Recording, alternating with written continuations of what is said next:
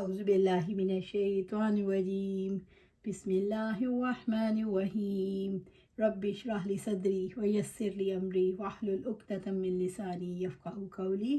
ہم دیکھ رہے تھے سیرت رسول صلی اللہ علیہ وآلہ وسلم۔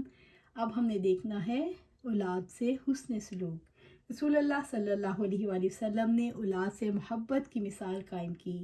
آپ صلی اللہ علیہ وآلہ وسلم بچوں کو گود میں اٹھا لیتے، کندھوں پر بٹھا لیتے، سواری پر انہیں اپنے آگے یا پیچھے سوار کر لیتے، ان کا ماتھا چومتے، انہیں خیر و برکت کی دعا دیتے، بچوں کو جنت کے گلدستے قرار دیتے، انہیں سینے سے چمٹا لیتے۔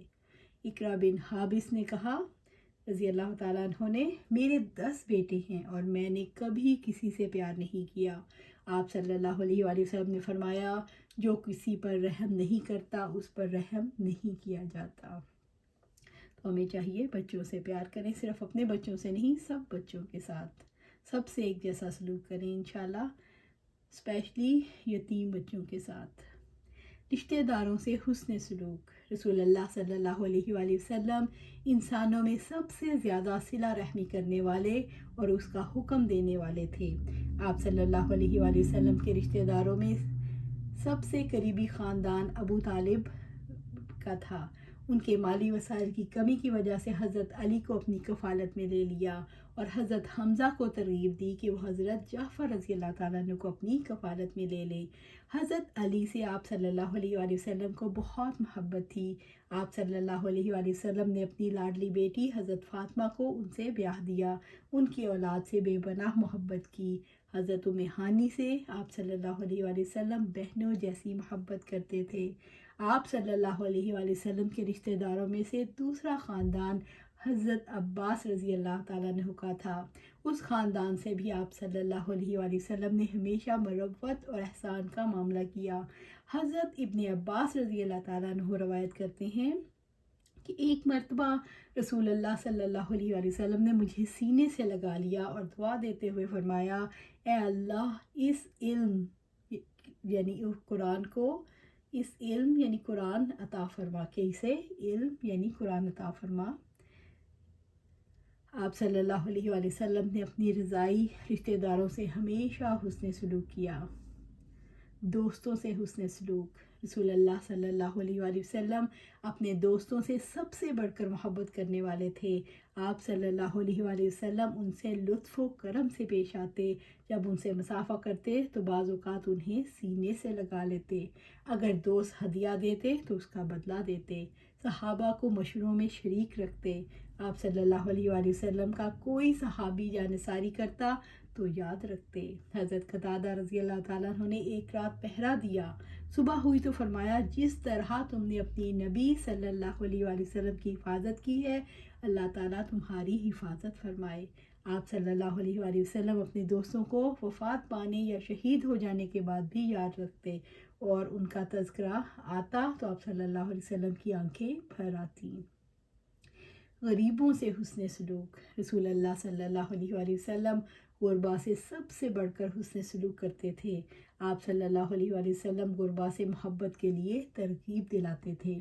بیواؤں اور یتیموں سے حسن سلوک۔ رسول اللہ صلی اللہ علیہ وآلہ وسلم سب سے زیادہ بیواؤں اور یتیموں سے حسن سلوک کرنے والے تھے۔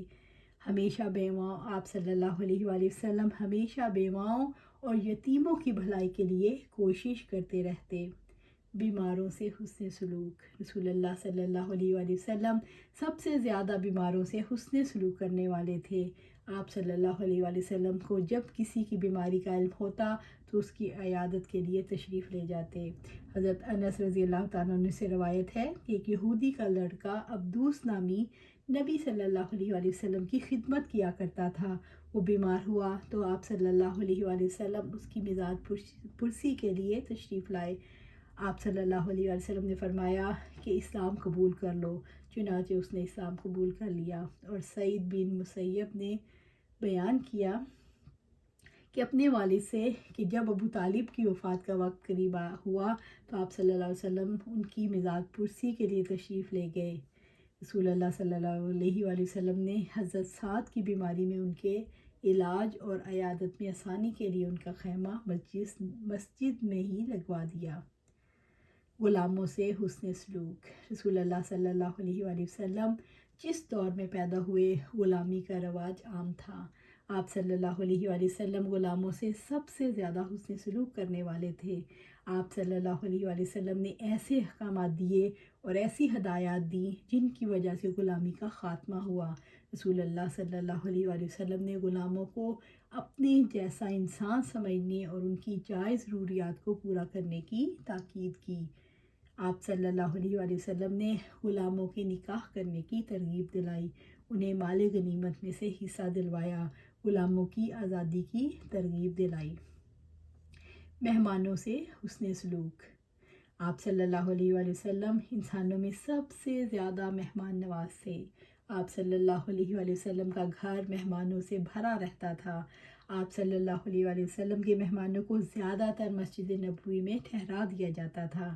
آپ صلی اللہ علیہ وآلہ وسلم کے پاس آنے والے مسلمان اور کافر دونوں طرح کے لوگ ہوا کرتے تھے۔ اکثر مہمان نوازی سے آپ صلی اللہ علیہ وسلم کے گھر والوں کو فاقہ کرنا پڑتا۔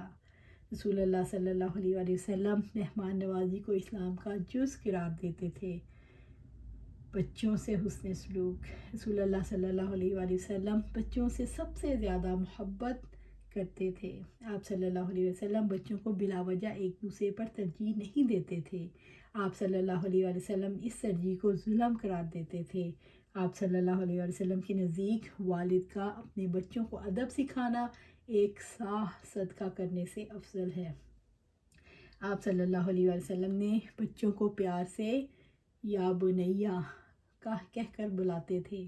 آپ صلی اللہ علیہ وسلم بچوں سے دل لگی بھی کرتے تھے۔ آپ صلی اللہ علیہ وسلم کے پاس نومولود بچے گھٹی کے لیے لائے جاتے تھے۔ آپ صلی اللہ علیہ وسلم انہیں پیار کرتے، خیر و برکت کی دعا دیتے، کھجور چبا کر ان کے منہ میں ڈالتے۔ دشمنوں سے حسن سلوک۔ رسول اللہ صلی اللہ علیہ وآلہ وسلم اپنے دشمنوں سے بھی رحمت اور شفقت کا معاملہ کرتے تھے۔ آپ صلی اللہ علیہ وآلہ وسلم نے اپنی ذات کے لیے کبھی کسی دشمن سے بھی انتقام نہیں لیا۔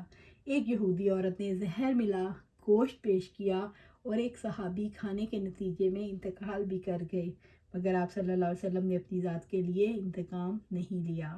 جانوروں سے حسن سلوک۔ رسول اللہ صلی اللہ علیہ وآلہ وسلم جانوروں سے بھی حسن سلوک کرنے والے تھے، ان کی عمدہ دیکھ بھال کی تلقین کرتے تھے۔ آپ صلی اللہ علیہ وآلہ وسلم نے ایسی رسمیں ختم کروائیں جو جانوروں کو تکلیف دینے والی تھیں، مثلا زندہ جانور کا گوشت یا ان کی دم کے بال کاٹنا، ان پر نشانے بازی کرنا۔ آپ صلی اللہ علیہ وآلہ وسلم نے اسے بے رحمی قرار دے کر اسے منع کیا۔ آپ صلی اللہ علیہ وآلہ وسلم نے پرندوں کے انڈے چرانے اور ان کے چھوٹے بچوں کو پکڑنے سے منع فرمایا۔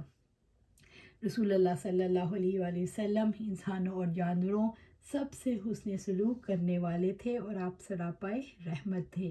تو اللہ سبحانہ تعالیٰ سے دعا ہے کہ اللہ سبحانہ تعالیٰ ہمیں بھی سب سے حسن سلوک کرنے والا بنائے، انسانوں سے، جانوروں سے، غلاموں سے، چھوٹوں سے، بڑوں سے، سب سے حسن سلوک کرنے والے بنائے، اور ہمیں آپ صلی اللہ علیہ وسلم کی سنت کی اتباع کرنے کی توفیق عطا فرمائے، اور آپ صلی اللہ علیہ وسلم کی سنت کی اتباع ایسے کریں کہ اس پر پھر استقامت قائم رکھیں، ہر اس سنت کو زندہ کریں جو اب زندہ نہیں ہے، جو پیچھے بھلائی جا چکی ہے، ہم ہر اس سنت کو زندہ کریں۔ اللہ سبحانہ تعالیٰ ہمیں قرآن و سنت پر عمل کرنے والا بنا۔ اے اللہ ہمیں قرآن و سنت کے ساتھ دین پر چلنے والا بنا۔ اللہ سبحانہ تعالیٰ ہمیں سیدھے راستے پر چلا اور اس پر استقامت عطا فرما۔ آمین یا رب العالمین۔